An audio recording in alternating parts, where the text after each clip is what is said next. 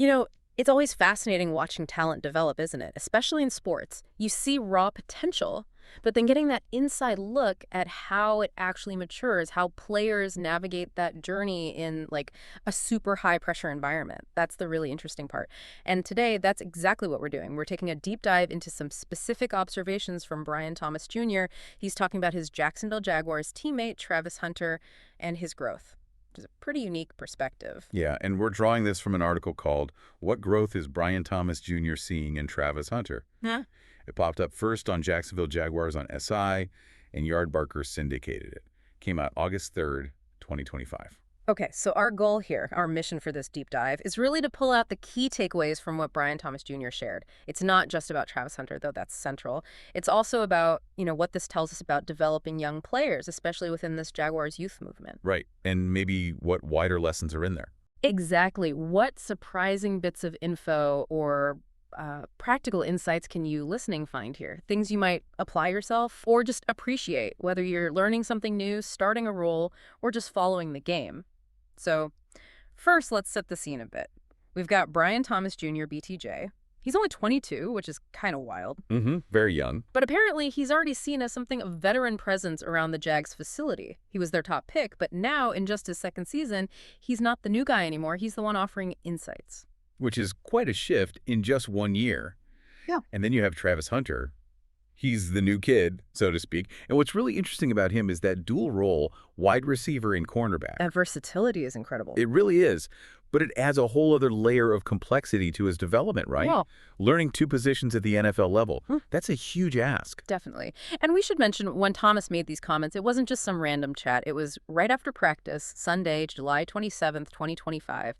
This was during their training camp, 4th session, at the Miller Electric Center in Jacksonville. So, fresh observations. Exactly.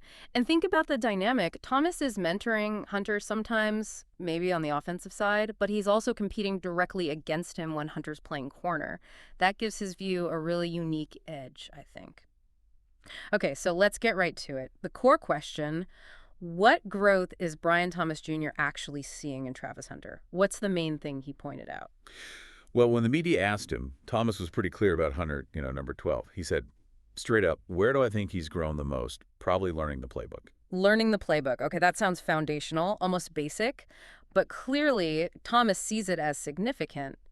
Did he elaborate on what that means for Hunter? Like, what does knowing the playbook really involve at this level? Oh, yeah, he definitely unpacked it. He talked about the practical side. He said being able to go out there and execute the plays and knowing the ins and outs. Ah, so it's about execution. Exactly. He went on, probably just being in his playbook, learning the playbook, knowing what he has, not having to second-guess himself or think twice about what he has.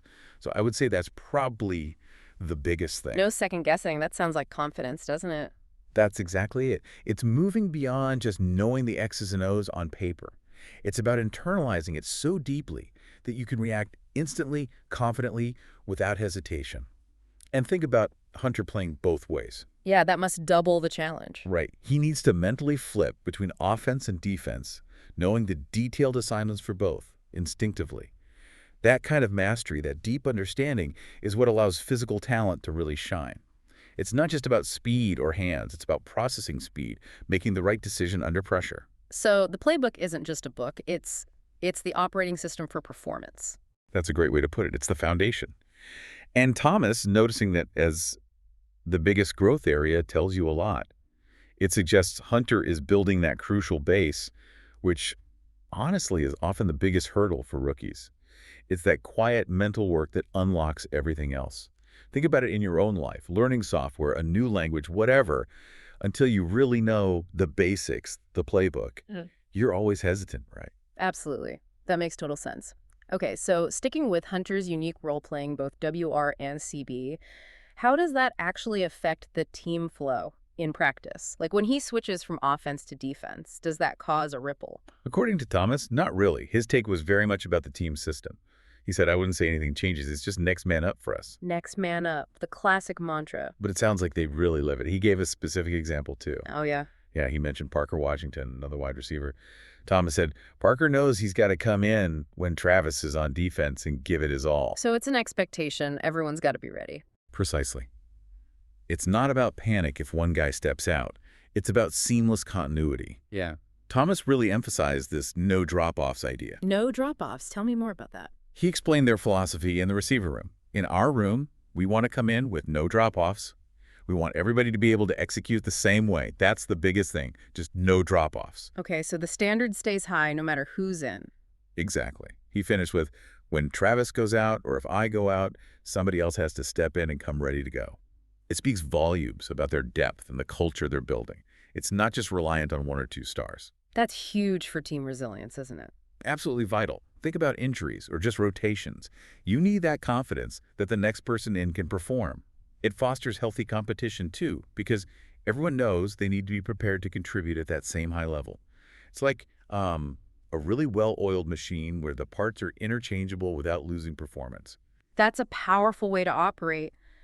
So this growth Thomas sees, is it just Hunter, or is this happening across the board with the younger guys? Did he talk about other rookies? He did, yeah. When asked about other young players showing growth, his answer was pretty broad and very positive. What did he say? He responded, all of them, really, whether it's Travis or all the other rookies. He specifically mentioned their effort level, too. Oh, really? Yeah, they all come out each and every day and push each other to be the best that they can be. They all work hard in the drills. Wow, so it's a collective thing. A rising tide lifts all boats kind of vibe. That's exactly the impression he gave. He doubled down on it, saying, I would say all of them. All of them are coming out here and growing and just getting better each and every day. That sounds like a fantastic environment for development. It really does. That idea of players pushing each other day in and day out, that creates a really powerful dynamic. It's competitive, sure, but also incredibly supportive because everyone's working towards that shared goal of getting better. It's not just top-down coaching, it's peer-driven improvement. Precisely. And that can be incredibly effective. It builds accountability, camaraderie. It makes the daily grind maybe a little less grindy.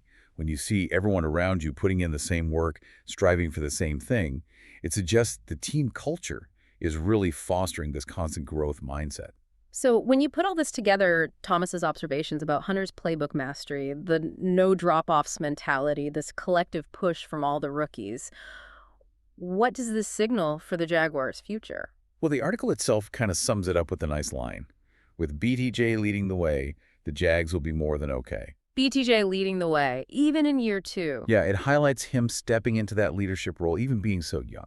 He's not just focused on his own game. He's observing, he's mentoring, he's articulating the team philosophy. He's setting an example, embodying that commitment to growth and execution. That's impressive leadership maturity. It really is. And it suggests the foundation for their youth movement is pretty strong. And thinking about the listener again, there are definitely takeaways here beyond just Jacksonville, right? What can you pull from this? Absolutely. First, that idea of playbook mastery. Whatever your field, whatever skill you're learning, mastering the fundamentals until they're second nature, that's what builds true confidence and allows for high-level execution. Yeah, knowing the basics inside out. Then there's the no drop-offs idea. In any team setting, cultivating depth, ensuring everyone is prepared to step up, that builds incredible resilience. Being ready to contribute, no matter your spot on the chart. And finally, that collective commitment to daily improvement, fostering an environment where people push each other constructively. That can accelerate growth for everyone involved. These aren't just football things. They're principles for success pretty much anywhere. So just to quickly recap our deep dive, we heard Brian Thomas Jr. pinpoint Travis Hunter's biggest growth area as mastering the playbook key for confidence and execution. And that the team thrives on a next man up. No drop-offs mentality, building crucial depth. Right. And importantly, this drive for improvement isn't isolated. It's a collective push among all the young players, a really positive sign. Definitely. Which brings us to a final thought, maybe something for you to chew on. Okay, let's hear it. In whatever you're pursuing right now, a new skill, a project, a job, what's your personal playbook? What's that foundational knowledge you need to truly internalize so you can stop second-guessing and just perform? Good question. What's the core stuff you need to master? Exactly. And alongside that, who are the veterans in your world? They might not be older. They could be like Brian Thomas Jr., just a bit ahead, or with a key insight. Who's setting that example, sharing knowledge, and contributing to that collective push for everyone to get better each day? And how can you maybe tap into that or even contribute to it yourself? Precisely. Food for thought. Definitely food for thought. Well, thank you for joining us on this deep dive into how talent grows and teams develop, seen through the eyes of Brian Thomas Jr. Keep looking for those nuggets of insight everywhere. We'll catch you on the next deep dive.